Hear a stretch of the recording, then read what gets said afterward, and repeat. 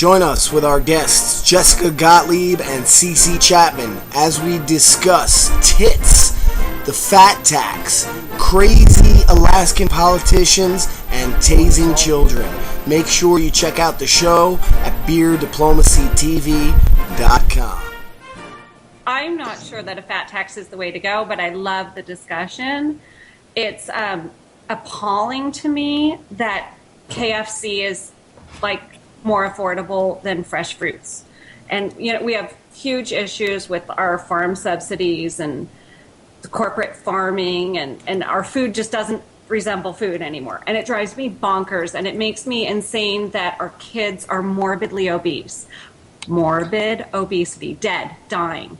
We've got kids that are getting death sentences in their teenage years because of the way that they're eating, and it's so not their fault. It's completely what's presented to them. It's our school lunches. It's just our whole food system is completely broken. And then this is just disgusting.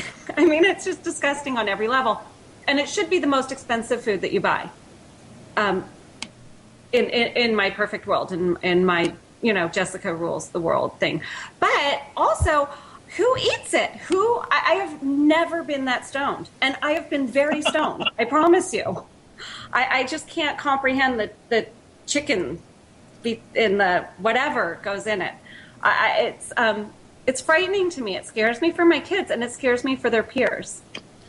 Yeah, but I mean, what do you recommend happens then for the people who really can't afford the healthy foods? Because, as you said, they are more expensive than the foods that will kill you. And it's better to eat something than nothing, I guess. Well, I would argue that people actually can afford really good food, but they don't know how. And that people don't... that, you know, with an extra, like, literally 30 minutes in your day that kids can participate in, you can make oatmeal instead of doing the, you know, little packaged oatmeal. You can make chicken. You can make, it's like, you don't have to have a meat serving size is 5 ounces. That is not expensive. But the 10 ounces that everybody's become accustomed to is a little bit more expensive. So, I mean, I have like a huge food soapbox, but Kentucky Fried Chicken, I just didn't quite have words for what I saw with this particular sandwich. Well, one thing that you said Uncle CC. Uncle CC, what do you think about this? All right, I'll come back to you. Well, I think the KFC thing is just, it's disgusting on a whole new level. I remember when I first saw it, you know, several months ago, they talked about it coming out. I thought for sure it was a joke. It was somebody, you know, screwing around. I'm like, wait a minute, you're going to really make this sandwich? And now seeing that it's coming out, it's got to be the worst thing imaginable. Of course, it's funny, I haven't gone to fast food since, I remember when I saw, what the heck was that movie? Super Size Me. I haven't been able to touch fast food since then. It totally changed the way I think about fast food. And I know where it's not directly on this topic, I know Jessica brought it up, and I'm right there with her. You know, this whole Jamie Oliver's food revolution. If you can watch just one of those episodes, it really shocks you what the kids are getting fed and being taught. And let's face it, they get taught that at an early age. They're just going to grow up and keep thinking that same way. I know tonight at the dinner table, we were talking about what the kids had for lunch, just because I got thinking about it. And some of the things they said, my wife and I were just kind of looking at each other, rolling our eyes like, are you kidding me? So it's something that needs to change, and it does suck that, you know, if I go to Whole Foods, it does cost a whole lot of money, but I also do know that, you know, I saw someone in the comments talk about supporting farmers markets and stuff, and that's a great way to get really fresh food cheap. Jessica's right. You can make changes. There are things you can do. Is it as easy as just grabbing a burger or an order at McDonald's? No, it's not as easy, but it's going to make you live longer and have a healthier life.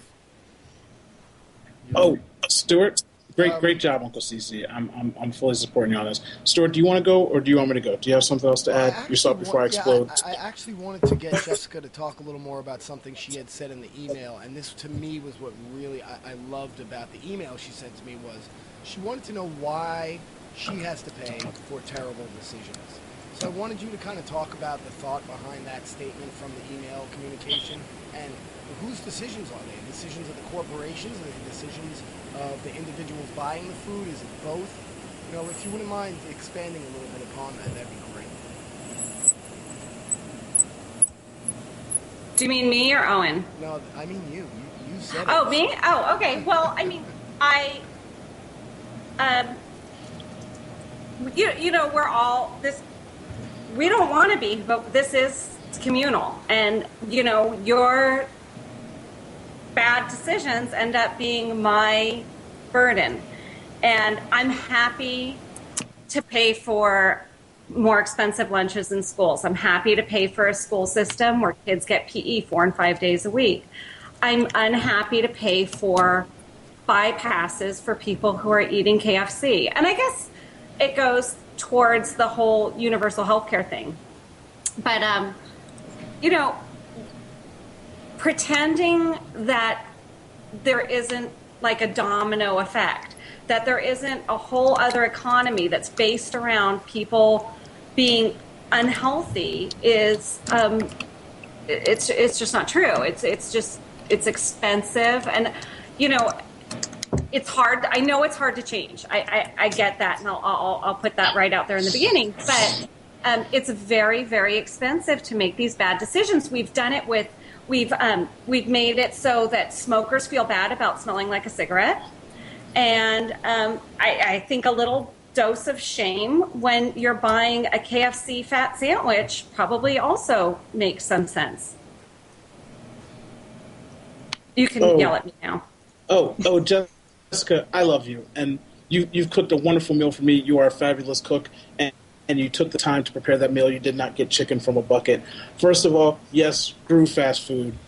Screw off fast food, right? Forget the KFC sandwich. I mean, McDonald's, all of it. They put butane in their nuggets. I could go on all day talking about that. The first thing is, everyone in this room is drinking alcohol. You are already putting poison into your body. Nobody says anything about that. You pay, and there's no tax on alcohol. I mean, if you really there is. care about Dude, food, there's tons of tax on alcohol. What are you talking about? My mouth for a minute. Now, we're putting poison in our bodies by drinking.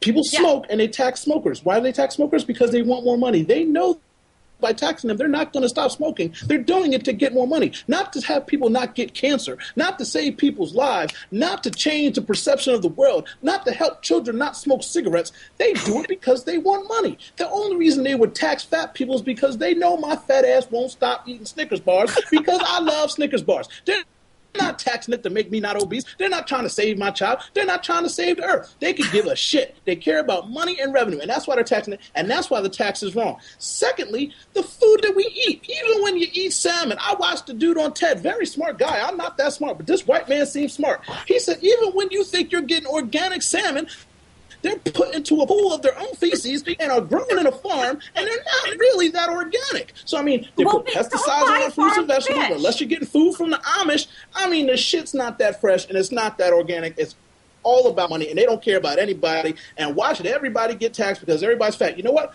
Population control. Maybe my fat ass should die or have to pay more taxes or whatever you want to do. I mean, I'm just saying, putting tax on food is not going to stop fat people.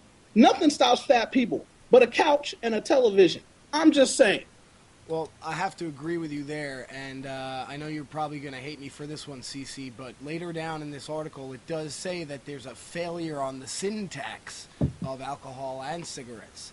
Not only have those taxes failed to stop smokers from lighting up and drinkers from drinking, but they've made those who chose or choose to indulge poorer and the government more invasive.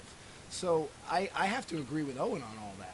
No, I didn't say. I wasn't saying. I just when he said alcohol wasn't tax, I firmly agree with him that all these sin taxes don't help. I mean, we've had cigarette. I'd love to see cigarettes banned. I think it's the dumbest thing anybody could ever do with their body, honestly. But the taxes aren't going to stop people from doing it. Owen's completely correct on that.